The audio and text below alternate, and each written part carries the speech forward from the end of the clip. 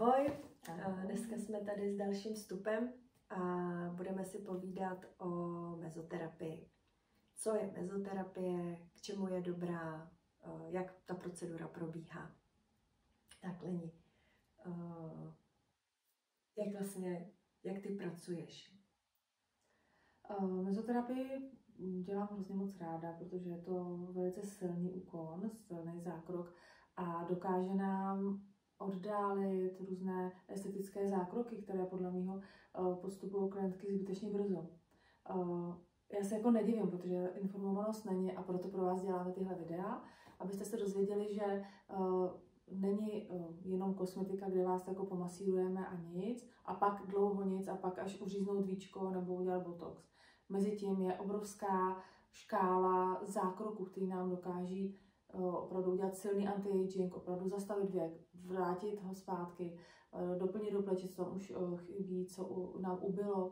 A to kolikrát udělá mnohem větší práci, než drahé, bolestivé zákroky, které klientky velice často postupují. Asi máš tu zkušenost taky, dneska nebo už hodně nízkým věku se setkávám s tím, že klientky kolem 40 začnou řešit, někdy už 38 prostě chodí na víčka, chodí na botoxy, což je velice jako pro tu pleť zátěžový a je to cesta do pekel. A třeba u těch víček vlastně to nemusí být jakoby jediná jednou, že se to vlastně dá, když se to ve 40, potom v 50, v 60.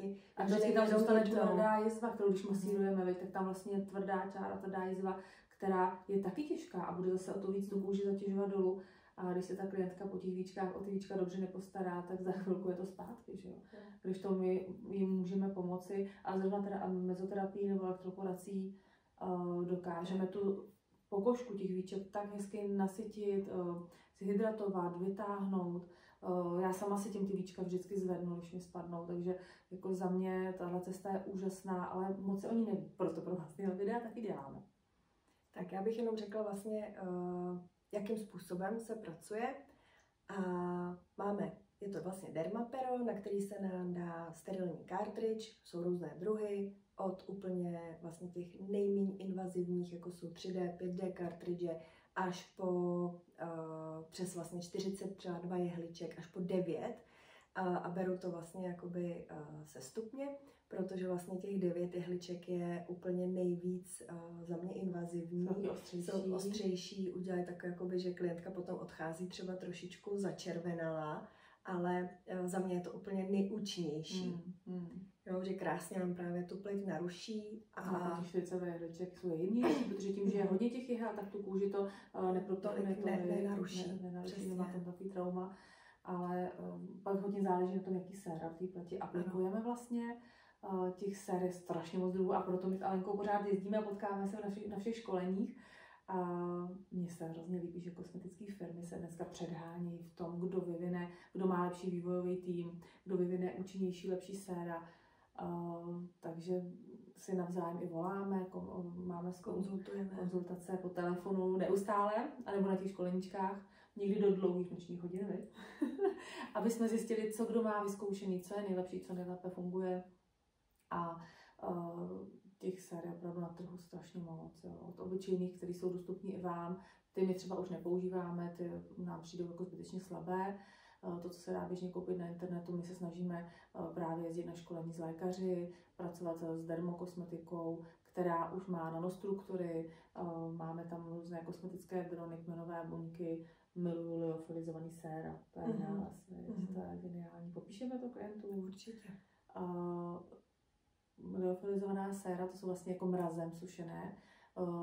Firmu, kterou my třeba používáme, tam je při -500 stupních za 1 sekundu usuší danou látku na prášek. A ten prášek nám dá v malinkých sterilních lahvičkách, které my si rozředíme fyziologickým roztokem a získáme z toho živé biologicky aktivní sérum. Takže já strašně líbí to živé, že to je prostě teď, bez to naředím a prostě vlastně... Žádný zbytečný pojídla, konzervanty, takže to se mi na tom líbí, ta čistota těch produktů. Oni se takhle zpracovávají třeba kmenové buňky z pupečníkový krve miminek, zpracovává se tak třeba Corixime, látky, které se dávají právě do ty nejhlubší svalové skupiny, aby nám vlastně svalovina nejela po té lebce dolů, což se bohužel věkem a vlivem gravitace děje, že nám to vlastně všechno jakoby klouže dolů. Čelíčko se jakoby prověsí, spadne nám, stočí se nám obočí, dolů spadnou nám víčka, většinou ty oči začnou i zapadávat do té lebky, ona teda s tím souvisí to, že mizí trošičku ta okostice, svěší se nám tvářičky dolů, dělá se hlubší nosoretka, horní rec se jakoby schová dovnitř a stočí se nám kapřík, vyvalí se spodní retno a pak se nám to tady prověsí všechno. Jo, takže, takový ten trouhelník se obrací, že jo, že normálně za mlada. A tak nám vlastně pokožka stárne, tak to vlastně funguje. A víš, co mě hrozně mrzí, že klientky většinou přijdou s tím, že hrozně řeší nějakou jednu vrásku, dvě.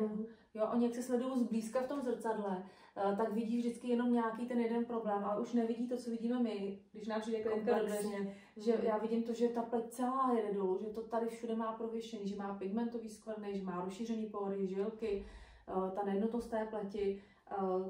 To vlastně nám dělá to, že vypadáme starší a unavený. A to my vlastně umíme krásně tou mezoterapii vyřešit. To si málo kdo uvědomí, že to není jenom o těch 2, 3, 4 hlubokých vráskách, ale je to vlastně celkový dojem z té pleti. No, a pak vlastně po celé té proceduře na konci se dává maska. To je taky super. Taky máme spoustu druhů masek. Biocelulózové masky, ty jsou moje úplně nejvíc oblíbený, ty prostě miluju. Nacucený těma účinnýma látkama. My samozřejmě, když děláme mezoterapii, tak ta pleť je trošičku začervenalá. Přece jenom se tak jako jemňonce píchá po celém obličeji, takže cítíte takové drobné páleníčko a ty masky to hezky sklidní. Protože tam se vlastně vytváří řízený zánět v pleti. A to bychom zrovna měli říct, co vlastně mezoterapie dělá, jak vlastně omlazuje. A mně se moc líbí, jak používáš tu pohádku Byl jednou jeden život. Jo, ano. Ono vlastně ve chvíli, kdy se naruší v pokožce cokoliv, povrchově říznete se, třeba tady právě jakoby je lehce narušíme tou mezoterapii a mozek vlastně začne vysílat signály, máme tam narušení a já si to vždycky představuju právě jako je to v té pohádce, v tom seriálu Byl jednou jeden život, že tam začnou běhat vlastně jakoby ty kolagenový vlákna, začne to tam všecko pracovat a začne vlastně nám jakoby znova regenerovat, takže tělo má samoregenční. Pošle ty uklízecí čety a pošle tam ty záchranáře, aby tu pleť zachránil, obnovil, zregeneroval. No a náhodou tam leží ten stavební materiál, který my jsme mu tam položili, že jo, my jsme tam připravili nějaký ty dobrůdky, tak se to postaví z toho a tím ta pleť vlastně se zregeneruje.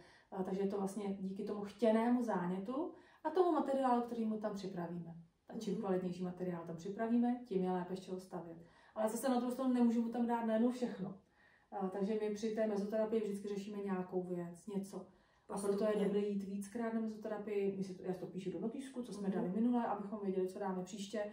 A abychom postupně do té pleti dostali všechno, co tam zase chybí, patří, co nám pomůže zase naučit tu pleť, aby si to sama produkovala. To je důležitý. Že to není jenom, že tam něco vložíte, nějaký výplňový materiál, který tam nic neudělá. Tady opravdu učíte tu pleť znovu si produkovat tyhle látky, znova se nasíťovávat. A taky nám klientky potom píšou SMSky různě za 2 dny, za 3 dny, když se to postupně zlepšuje. Jak ano, jak vlastně ten efekt vidí hned okamžitě. Jo. Ale den ode dne jsou krásnější. Určitě. A ty vždycky, Leni, právě říkáš vlastně taková ta stavba, že se musí stavět ten základ, že jo, než začneme pracovat na střeše. Jo, to nám říkali v tom Španělsku na kongresu, to se mi líbilo, jak to tam ten technolog vlastně zmiňoval. Tam moc hezky právě, my jsme byli spolu s Alenkou na kongresu, na mezinárodním kongresu ve Španělsku na anti-aging, kde byly holky od Japonska po Kanadu, celý svět. A 5 dní od rána do večera na Lejváno. Nestihli jsme se ani pořádně v moři vykoupat, veď, ale opravdu od rána do večera školenička, kde teda jsme se dozvěděli hodně věcí. Taky se to celé jmenovalo Feel the Future, pocit budoucnost. A to teda bylo fakt science fiction, co dneska už věda dokáže vymyslet. Jaká séra s kmenovýma buňkama, plazmou, drony, které lítají pod kůží a doplňují tam, co kde je potřeba, přestavují, dostavují a tak dále. Takže to máte se na co těšit. Jo. Firmy se předhání v tom, kdo vymyslí větší nanostrukturu, menší molekulu, která se dokáže dostat opravdu do hloubky a kterou my tam můžeme vpravit. Proto je zbytečný chodit opravdu na zákroky, které bolí, které jsou drahý, po který musíte týden 14 dní být doma, když my tady máme takové, a to taky tam říkal, holky, já se divím, že pustíte někoho na botox, nějakou svou zákaznici, když máte v ruce tyhle zbraně. Pořád mi to zní v uších, jak to tam pan doktor zmiňoval, a má pravdu. Mezoterapie, elektroporace, to jsou věci, při kterých my vám dokážeme tu pleť takovým způsobem vrátit zpátky, zregenerovat, že je to krásný. Já sama používám, protože už mi tahne napade teďkon a nechci skončit na botoxu, nechci skončit na takových těch zákrocích bolavých. Takže já mám dobře, že to u ruky, že si tam můžu práci, když je čas si tam něco dát. Ty bychom mohli právě zmínit tu elektroporaci, ty už si o tom několikrát. Takže v dalším vstupu bychom vám rádi představili i elektroporaci.